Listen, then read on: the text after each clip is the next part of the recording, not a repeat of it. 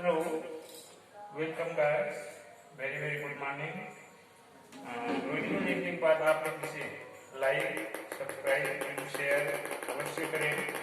तो आज का हमारा प्रश्नावली 5.5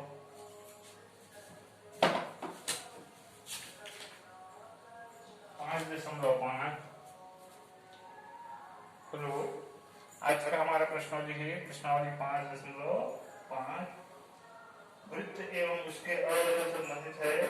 इसके अंतर्गत हमको पढ़ना है एक ही चाप के कोण और चाप द्वारा केंद्र पर बने कोण में संबंध। एक ही चाप के कोण, अब यहाँ पर एक ही चाप के कोण कर रहे हैं तो सबसे पहले मैं यहाँ पर चाप बना हूं, उसके लिए वृत्त पहले बना लेते हैं।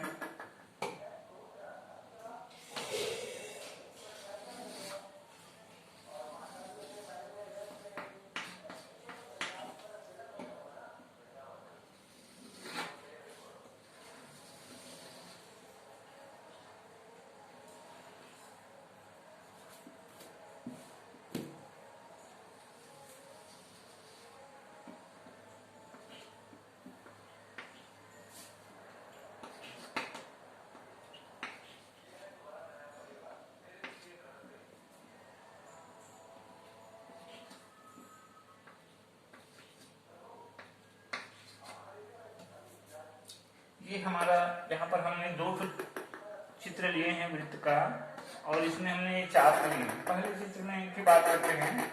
यहाँ पर देखिए ये हमारा चाप है, चाप ए बी। चाप ए बी माने ए से बी तक की ये जो चंद्राकार आकृति है। तो इस चाप ए बी के जो सिरे हैं हमारा ए और बी, उसको यदि हम यहाँ पर सी से ऐसे मिला दें, इस प्रकार से मिला दें, तो यहाँ पर जो बना कोण है ये चाप के अंतर्गत कोण कहलाते हैं। यह चाप का कोण कहलाता है। इसी को हम कहते हैं चाप का कोण या चाप के अंतर्गत कोण। इसी तरह यहाँ पर मैंने एक चाप लिया है, यहाँ पर दीर्घ चाप लिया हूं मैंने, बड़ा वाला चाप। ये पूरा मैं इसको अंडरलाइन कर देता हूं। ये पूरा बड़ा सा चाप है, बड़ा माने दीर्घ। ये हम पिछले एपिसोड में, पिछले अध्याय में हमने देखे हैं प्रश्नावली में कि इस तरह से जो चंद्राकार आकृति इसको हम चाप कहते हैं। बड़ा है तो दीर्घ चाप, और इस तरह से मान लीजिए वो छोटा है ये चाप जो है, तब हम इसको लघु चाप कहते हैं गणित की भाषा में। तो जैसे लघु चाप में मैंने चाप के दोनों सिरों को इधर खाली वृत्त के जो खाली भाग है उस पर कोई बिंदु से मिलाया, इसी प्रकार ये जो चाप के जो दो सिरे हैं पी और क्यू, इसको इधर खाली शेष भाग में जो बचा है बिंदु सी आर, उससे इस प्रकार से मिला देता हूं। तो यहाँ पर आर पर जो बना कोण है इस चाप का कोण या चाप के अंतर्गत कोण कहलाएगा। अब इस चाप के सिरों को यदि मैं इस केंद्र से मिला लूं, केंद्र ओ से ऐसे मिला दिया, तो यहाँ पर जो ओ पर जो कोण बनता है ये कहलाता है इस चाप का अंश माप या चाप का केंद्रीय कोण कहलाता है। इसी तरह इस चाप पी और क्यू के सिरे पी और क्यू को मैं इस प्रकार से ओ से मिला दिया, तो यहाँ पर ये जो कोण बना ये इस चाप का अंश माप कहलाएगा। तो अब इसके लिए जैसे हम सारणी बना के देखते हैं, यहाँ पर ये क्रमांक, चाप का अंश माप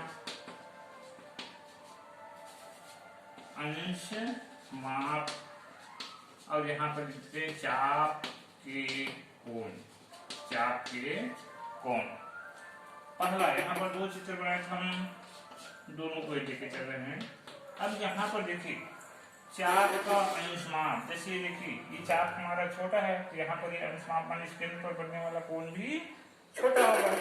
मान लीजिए ये कोण है 80, ये हमने लिख दिया, ये कोण चाप का अंश माप है 80।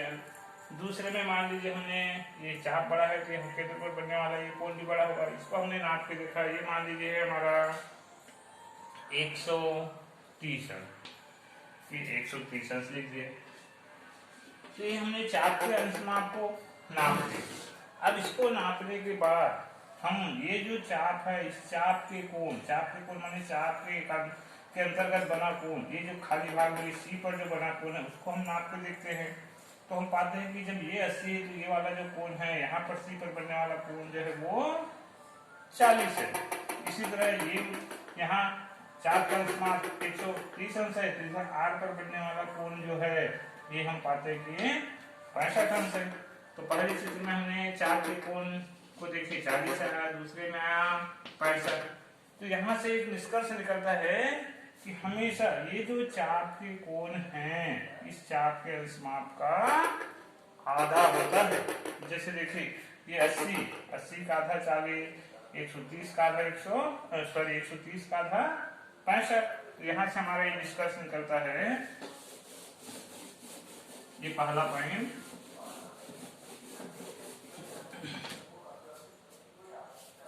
निष्कर्ष पहला पॉइंट कि चाप का अंश माप चाप के कोण का 2 गुना होता है, 2 गुना होता है। या इसी को हम दूसरा, इसको उल्टा करके कहेंगे। यहाँ पर हमने अंश माप चाप के कोण का 2 गुना होता है, यहाँ पर हम चाप के कोण लिखेंगे। पहले चाप के कोण, चाप के अंश माप का आधा होता है। ये मैंने क्या लिखा है इसको एक बार और एक्सप्लेन कर रहा हूँ विद डायग्राम, चित्र के माध्यम से। देखिए ये वृत्त बना दिए, मान लीजिए हमने वृत्त बना लिया, वृत्त जिसका केंद्र वो है, इस पर हमने 2 बिंदु लिया ए और बी। ये हमारा चाप हो गया, चाप ए से बी तक ये जो है चाप ए बी हो गया। इधर मान लीजिए ये हमने बिंदु सी। तो कहने का मतलब ये मैंने पहला पॉइंट लिखा हूँ, चाप का अंश माप माने इस चाप के सिरे को यदि हम इस ओर से इस प्रकार से मिला दें ये, तो यहाँ पर बनने वाले ये जो कोण है, पहला पॉइंट हमारे चाप का अंश माप माने कोण ए ओ बी माने ओ पर बनने वाला कोण, जिसको हम चाप का अंश माप को मेजरमेंट करते हैं, इसलिए एम से दर्शाते हैं। चाप का है तो चाप ए बी ऐसे कहते हैं, ये दोनों का मतलब एक ही।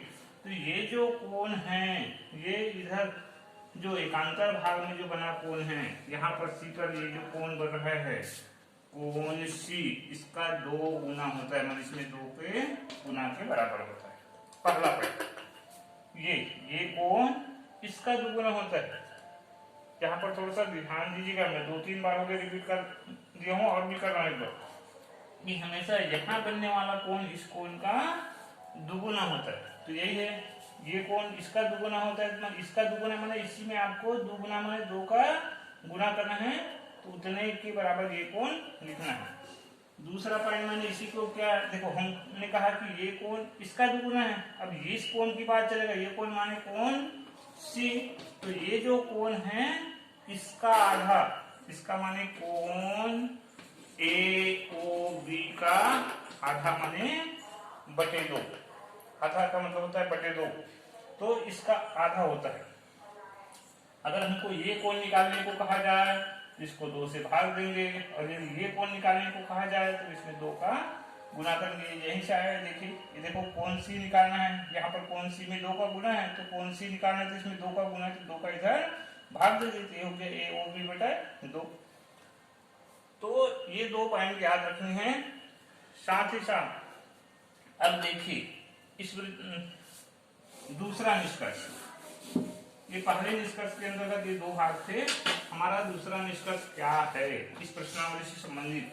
दूसरा निष्कर्ष है कि यदि वृत्त में एक से ज्यादा चाप हैं, एक से ज्यादा चाप है, जैसे मान लीजिए मैंने चाप बना दिया ए बी, दूसरा चाप मैंने बना दिया पी क्यू।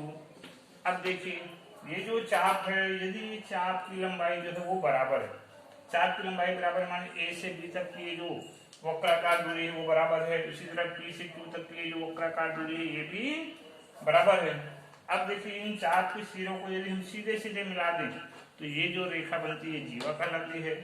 इसी तरह ये पी और क्यू को मिलाने वाली सीधी रेखा ये दूसरी जीवा कहलाएगी।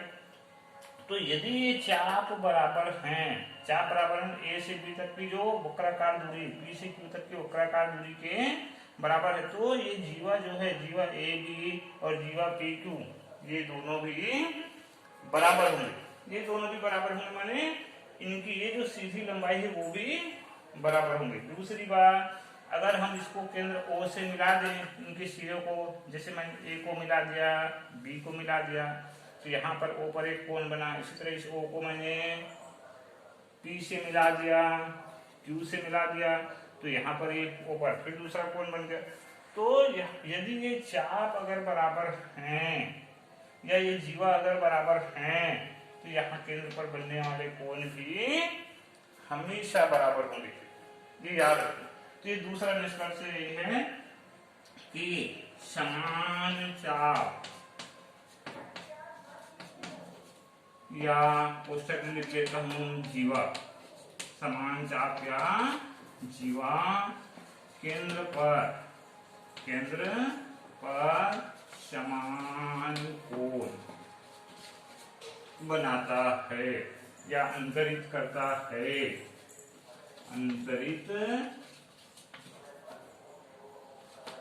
करता है या बनाता है। ये दूसरा का पहला पॉइंट हो गया।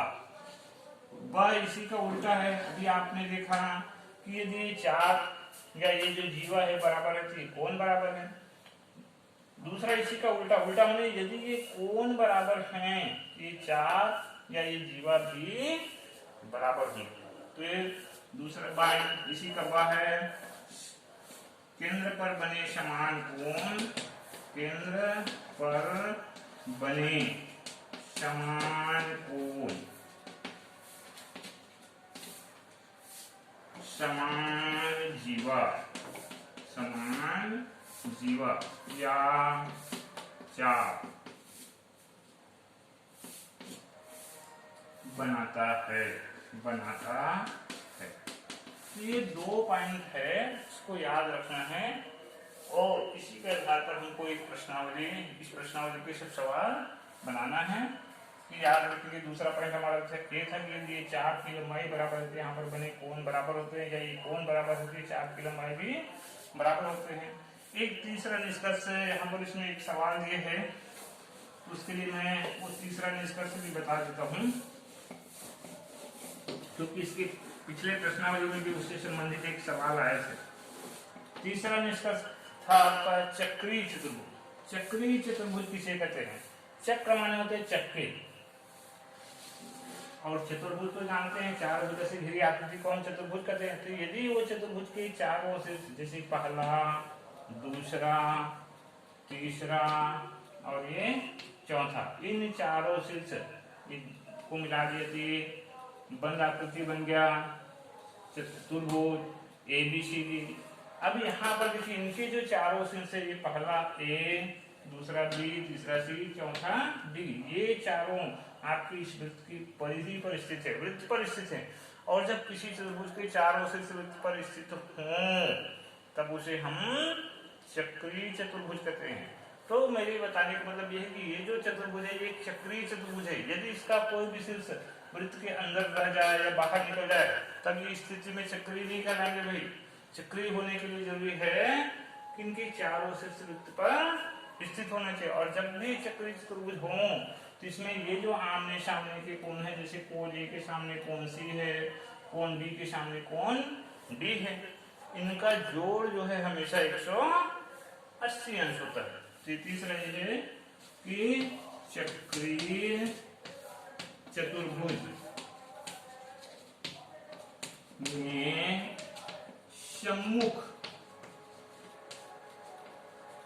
सम्मुख माने होता है आमने सामने, आमने सामने के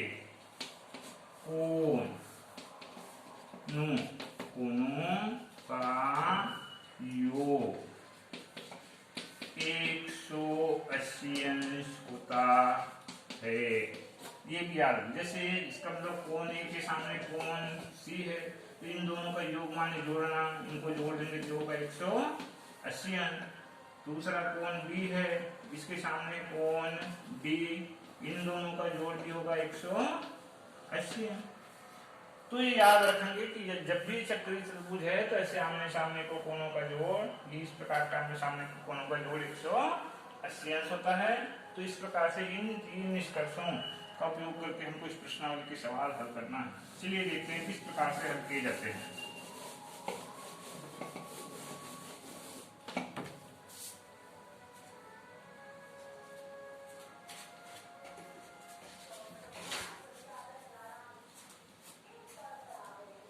देखिए मैं आपको प्रश्न पहला ही लेके चलो। प्रश्न पहला में 3 सवाल दिए हैं। क्वेश्चन नंबर फर्स्ट,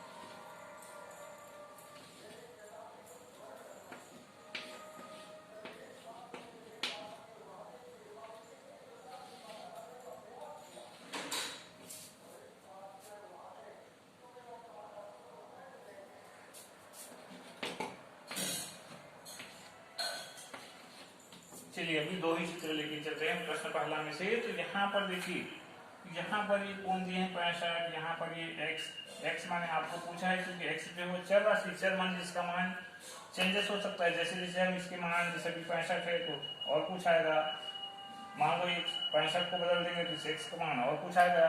तो इस प्रकार से यहाँ x के मान निकालना है, यहाँ भी और यहाँ भी। तो इसके लिए देखिए हमने पहला निष्कर्ष बताया था, हमको यहाँ पर का कोण बताना है। यहाँ पर का कोण माने ये जो चाप है, चाप ए बी, ए से बी तक की तिर्यक जो दूरी है, वक्राकार दूरी, ये चाप ए बी, इस चाप द्वारा केंद्र पर बना कोण पूछा है।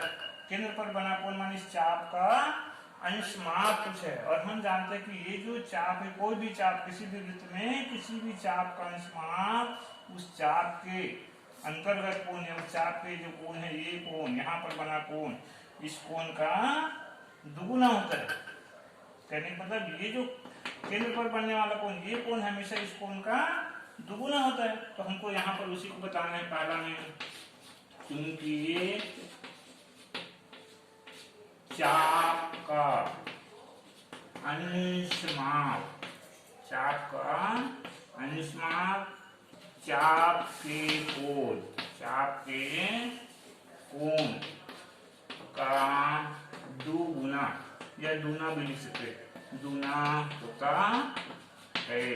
अतः ये चाप का अंश माप माने ये केंद्र पर बनने वाला ये कोण, इसको हम पढ़ेंगे कोण ए ओ बी, कोण ए ओ बी। ये ओ पर बना है तो ओ बीच में होना चाहिए, ए की ओर से पढ़ो या बी की ओर से। तो ये जो कोण है, ये इस कोण का मान इसको पढ़ेंगे, ये सी पर बना है तो इसको पढ़ेंगे कोण ए सी बी। ए की ओर से पढ़ेंगे तो इधर से पढ़ेंगे बी सी ये पढ़ेंगे। तो ये जो कोण है, इस कोण का दुगुना, इस कोण माने ए सी बी का दुगुना, ए सी बी का दुगुना माने ए सी बी में ही 2 का गुना करना कितना होता है मान इसके बराबर।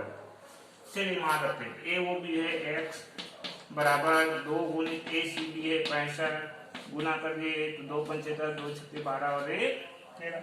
इस प्रकार से x का मान हो गया 163। इसी प्रकार दूसरा चित्र में देखिए, जहां पर हमने अंश माप निकाला था, दूसरा चित्र में हमको अंश माप दिया है भी, ये चाप के कोण पूछा गया, तो इसके लिए कैसे करें। हाँ, दूसरा में देखिए, पहले में यहाँ पर अंश माप पूछा था, दूसरे में चाप के कोण पूछा है, तो इसके लिए देखिए हमने देखे हैं कि ये जो चाप का कोण है, ये वाला कोण इस कोण का आधा होता है। आपको ये कोण निकालना है तो इसको 2 से भाग देना है, और ये निकालना है तब इसमें 2 का गुना करना रहता है। तो यहाँ पर हमको ये वाला कोण निकाल, ये माने चाप का कोण निकालना है, तो उसके लिए लिखेंगे क्योंकि चाप का कोण, चाप का कोण चाप के अंश माप, चाप के अंश माप का आधा होता है, आधा होता है। हाँ, चाप के कोण माने चाप द्वारा इधर एकांतर भाग में बना ये कोण इस कोण का आधा होता है। अतः ये वाला कोण माने कोण ए सी बी बराबर होगा ये वाला कोण, ये कोण है पूरा ए ओ बी, ये बड़ा वाला चाप है, ये इस प्रकार से इसके द्वारा बड़ा कोण है, तो इसको पढ़ेंगे कोण ए ओ बी आधा माने बटे 2। चलिए मान रख देते हैं, ए सी बी है x, ए ओ बी है 240 बटे 2 भाग दे दिया तो 2 एकम 2 दूनी और 2 शून्य। इस प्रकार से x बराबर आ गया 120। तो आज की वीडियो यहीं तक है। धन्यवाद।